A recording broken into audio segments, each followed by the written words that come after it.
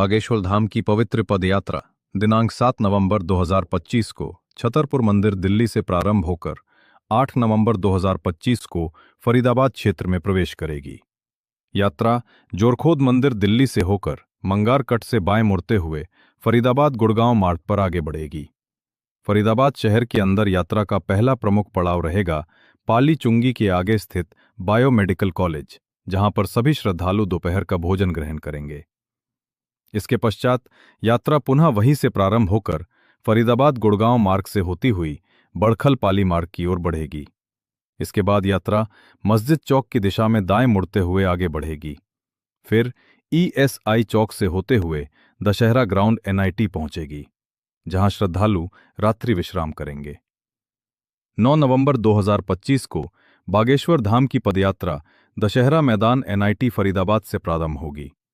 यात्रा मेट्रो मोड़ से दाएं मुड़ते हुए 1-2 चौक व हार्डवेयर चौक से आगे बढ़ते हुए सोहना बल्लभगढ़ रोड पर बाएं मुड़ेगी। इसके पश्चात यात्रा सोहना टी पॉइंट से दाएं मुड़कर बल्लभगढ़ बस स्टैंड को पार करती हुई अनाज मंडी बल्लभगढ़ पहुंचेगी, जहां पर श्रद्धालु दोपहर का भोजन करेंगे। भोजन उपरांत यात्रा पुनः प्रारंभ होकर नेशनल हाईवे से होते हुए रेलवे फ्लाईओवर एल्सन चौक और JCB चौक को पार करेगी और दिन का समापन शगुन गार्डन में होगा, जहां पर श्रद्धालु रात्रि विश्राम करेंगे। अगले दिन 10 नवंबर 2025 को यात्रा गांव सीकरी से प्रारंभ होकर नेशनल हाईवे मार्ग से आगे बढ़ेगी और जिला पलवल की सीमा में प्रवेश करेगी।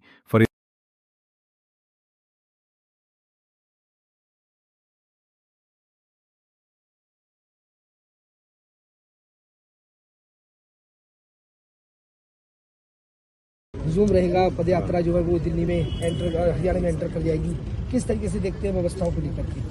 देखिए, श्री बागेश्वर धाम बाबा जी हमारे डिस्ट्रिक्ट फरीदाबाद में 2 दिन का उनका यहाँ कार्यक्रम है, 8 और 9 नवंबर का। ठीक है जी। तो इसमें एक स्टे हमारा जो दशहरा ग्राउंड NIT है, रात्रि विश्राम उनका वहाँ पे है और एक विश्राम हमारा सीकरी बॉर्डर पे है उनका 9 तारीख की रात्रि में। तो इस प्रकार से उनके कार्यक्रम में पैदल उनकी यात्रा है।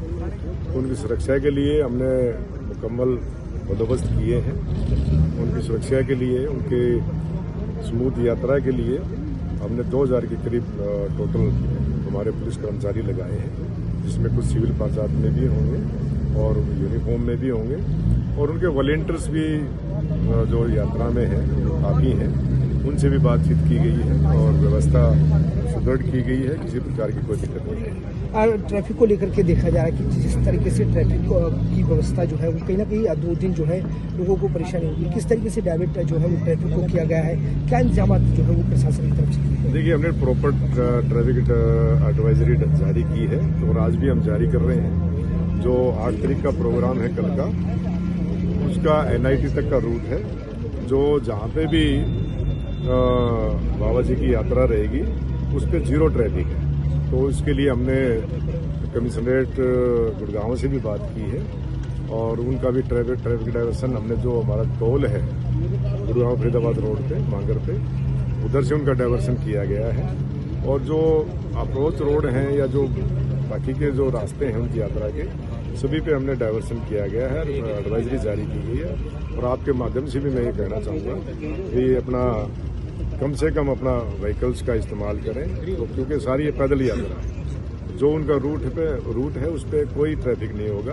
उनके बाकायदा प्रॉपर डाइवर्सन की गई है, नाकेबंदी की गई है और प्रॉपर एडवाइजरी जारी की गई है। देखा जा रहा है कि जिस तरीके से कितनी जो अभी तक आपको इन्फॉर्मेशन मिली होगी, कितने लोगों की जो है वो यात्रा है, कितने लोग शामिल रहेंगे और क्या की जो है ड्रोन से भी जो है वो उस तरीके से जो निगरानी रखी जाएगी? देखिए, ड्रोन से भी हम अपनी ट्रैफिक व्यवस्था को संभाल रहे हैं और उनकी यात्रा जो बाबा जी के साथ है, जो अभी दिल्ली से उनका रूट है, तो उसमें करीब कोई 1500-2000 के करीब उनके साथ जो उनके श्रद्धालु साथ चल रहे हैं। और यहाँ पे भी जो हमारे पास इनपुट्स है, पब्लिक में बहुत ज़्यादा उत्साह है, जो सभी उनके दर्शन के लिए आएंगे।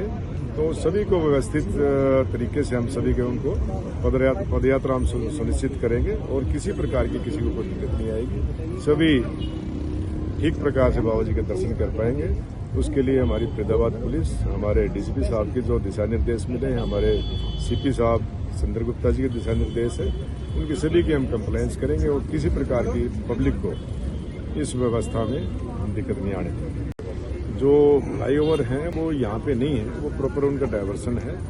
जो 9 तारीख की यात्रा जो उनकी रहेगी उसमें कुछ ये फ्लाईओवर है हमारा जो रेलवे ट्रैक वाला, उस पर हमने व्यवस्था की है, उसमें कोई किसी प्रकार की दिक्कत नहीं है।